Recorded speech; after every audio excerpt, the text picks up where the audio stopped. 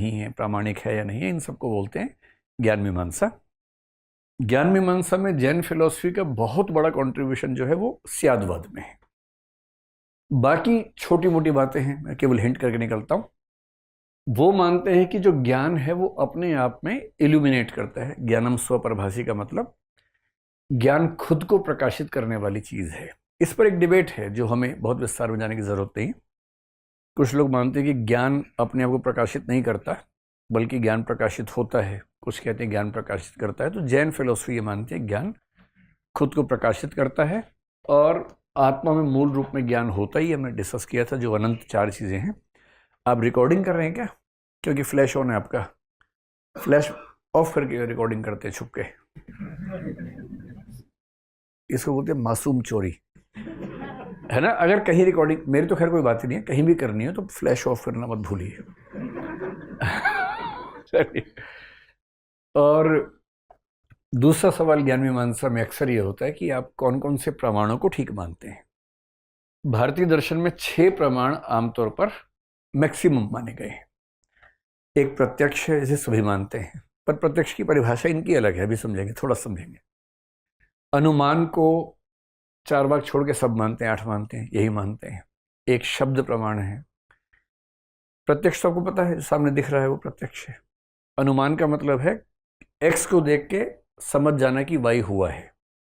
जैसे आप सुबह उठे, निकले, देखा सारी सड़कें गीली हैं, आप क्या सोचेंगे? रात को बारिश हुई थी, है ना। ये अनुमान है। तीसरा होता है शब्द। शब्द का मतलब होता है कि किसी ऑथेंटिक व्यक्ति ने कहा तो मान लेना उसको। कोई साइंटिस्ट अगर साइंस के बारे में आपसे कह रहा है, कोई डॉक्टर आपका एक्सरे देख के कुछ बता रहा है, तो आप मान लेंगे, क्योंकि भाई वो ऑथेंटिक व्यक्ति है, उसको पता है, आपको नहीं पता है। ये शब्द प्रमाण होता है।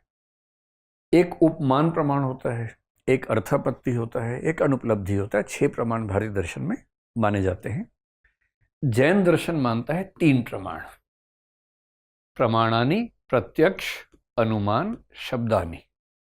प्रत्यक्ष, अनुमान और शब्द 3 प्रमाण होते हैं। ये जैन दर्शन की स्पष्ट प्रतिज्ञा है। बाकी 3 प्रमाण क्यों नहीं मानता है? तो अक्सर माना जाता है कि जो उपमान है, जो अर्थापत्ति है, जो अनुपलब्धि है, वो इन 3 में ही समाहित हो जाते हैं। विस्तार में जाना ठीक नहीं है, क्योंकि जब हम आगे पढ़ेंगे उन दर्शनों को जो उनको मानते हैं, तो वहां उनको विस्तार में समझेंगे। अब इससे बेहतर समझे कि उपमान और अर्थापत्ति को अनुमान का हिस्सा कई लोग मान लेते हैं, अनुपलब्धि को कुछ लोग प्रत्यक्ष का हिस्सा, कुछ अनुमान का हिस्सा मान के काम चलाते हैं। तो जैन लोग मानते हैं कि 3 प्रमाण काफी हैं। बिना बात के हम ज्यादा संख्या क्यों बढ़ाएं, इतना ही हमारे लिए काफी है।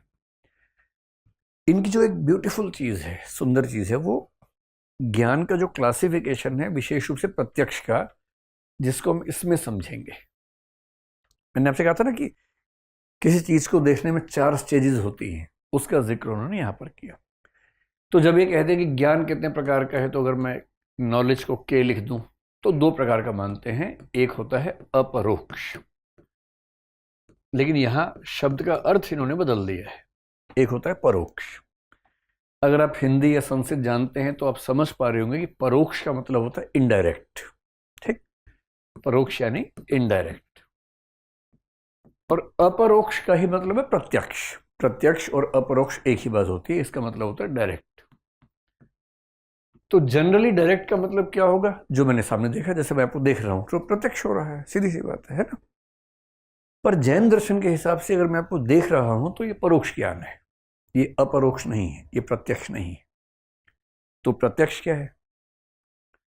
प्रत्यक्ष वो है जिसमें इंद्रियां भी बीच में ना आती हो। अगर मैं आपको देख रहा हूं तो कम से कम इंद्रियां बीच में आ रही हैं। आंख बीच में आई, दिमाग बीच में आया, तब मैं समझ पा रहा हूं। अगर आंख और दिमाग बीच में आया तो इसका मतलब कुछ बीच में मीडियम है। जिसमें कोई मीडियम ना हो वो है अपरोक्ष, यानी कि डायरेक्ट नॉलेज। और डायरेक्ट नॉलेज के उन्होंने 3 रूप बताए हैं, ये वाले: अवधि, मनः पर्याय और केवल ज्ञान। एक है अवधि ज्ञान, एक है मनः पर्याय ज्ञान, और तीसरा है केवल ज्ञान। जब कोई व्यक्ति उस रास्ते पर बढ़ता है, केवल ज्ञान के रास्ते पर, ये भारत के अधिकांश दर्शन मानते हैं, चार्वाक नहीं मानता, बाकी मानते हैं। इसका मतलब ये हुआ कि मोक्ष के रास्ते पर जब हम बढ़ते हैं, बहुत साधना करते हैं, तो मोक्ष मिलने से पहले छोटी छोटी सिद्धियां मिलनी शुरू होती हैं। आपने कहीं कहीं सुना होगा, अष्ट सिद्धि सुना होगा, नवनिधि एक शब्द सुना होगा। वो जो सिद्धियां हैं, सिद्धि का मतलब जब आप बहुत आगे के रास्ते पे जाते हैं, कुछ कुछ चीजें आपको समझ में आने लगती हैं। मसलन आपने सुना होगा कि ऐसे कुछ डॉक्टर्स हैं, आपकी वो नब्ज को छूते हैं, सब समझ जाते हैं। अभी चमत्कार की बात नहीं है, इसका मतलब है कि वो पिछले 25 साल से यही काम कर रहे हैं। और जो आदमी रोज 1000 लोगों की नब्ज देखेगा, 10-20 साल होते होते उसको नब्ज को छूते ही अंदाजा लग जाता है कि इसके साथ ये चीजें हो रही होंगी, और वो बड़ा सटीक बता देते हैं। ये एक्सपर्टीज से पैदा होता है, विजडम जो आती है। और जैसे चमत्कारों की बात कई लोग करते हैं, वो कितना प्रामाणिक है मुझे नहीं पता, लेकिन दर्शन में इसको माना गया है। तो मैं आपको बता रहा हूं कि जैन दर्शन क्या मानता है। चारवाक छोड़ के लगभग सारे दर्शन इन बातों को मानते हैं भारत में। ये क्या है?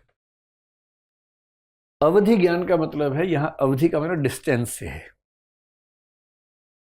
जब ऐसा होने लगे कि आप बहुत दूर देश या दूर स्थान की चीजों को जान पा रहे हो।